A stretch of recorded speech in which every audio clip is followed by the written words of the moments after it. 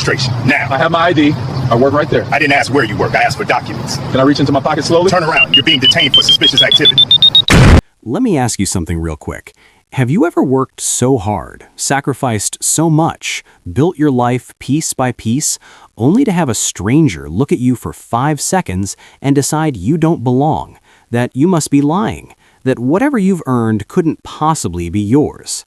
Because that's exactly what happened to Dr. Adrian Cole on a warm Tuesday night, a night that started like any other and ended with handcuffs digging into his wrists, cameras flashing, and a city about to learn an expensive lesson about assumptions.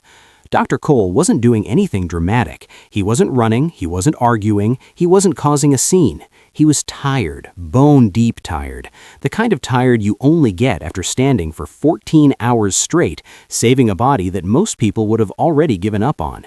He had just finished the longest surgery of his career at Northbridge Medical Center, a trauma hospital tucked into the heart of a busy American city, the kind of place where sirens never really stop and the lights never fully go dark.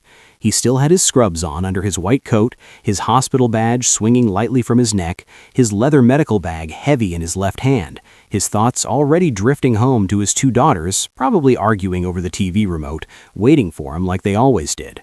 The parking garage was familiar, level 3, section D, reserved staff parking, well lit, cameras everywhere, his name literally printed on the sign above his space, and sitting there, like it always did, was his black luxury coupe, something he'd bought after years of telling himself he didn't need it, something he finally allowed himself as a quiet reward for surviving med school, residency, fellowship, debt, burnout, and the constant pressure of being the first in his family to do any of it. He clicked the key fob, the lights blinked, and that's when he heard it. "Hey, stop right there."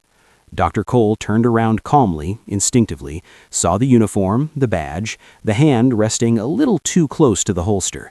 He didn't panic, didn't get defensive, just nodded and said, "Evening, officer. Everything all right?" Because that's how you survive encounters like that.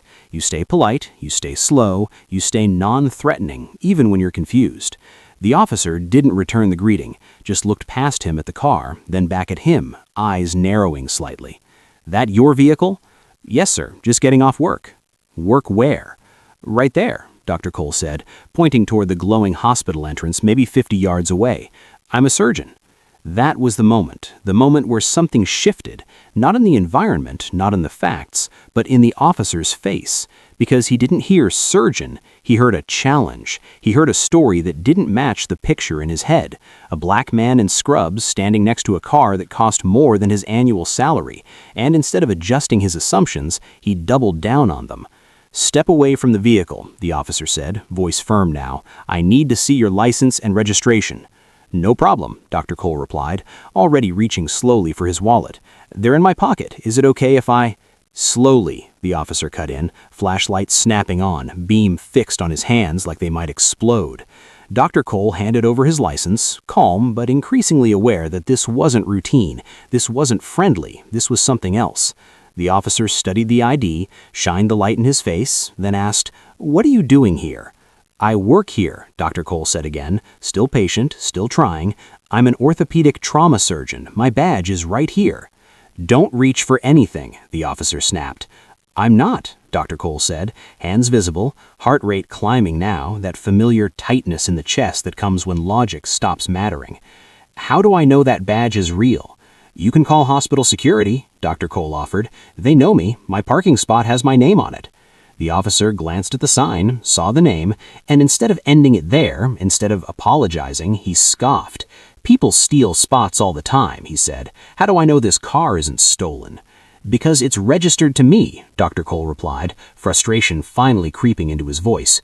"The registration is in the glove compartment."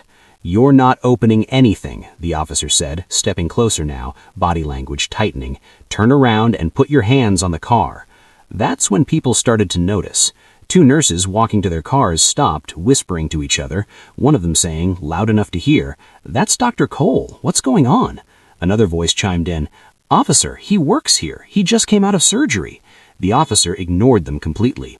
"I haven't done anything wrong," Dr. Cole said, voice steady but firm now. "What exactly am I being detained for?" "I don't like your tone," the officer snapped, grabbing his arm. "Turn around now." The moment his body hit the side of his own car, the moment cold metal pressed into his wrists, something broke, not just in him, but in everyone watching. Phones came out, security rushed over, a resident physician shouted his name, a guard recognized him immediately and said, "Officer, that's Dr. Adrian Cole. He's one of our senior surgeons." "I don't care who he says he is," the officer barked back, louder now, defensive. He was acting suspicious.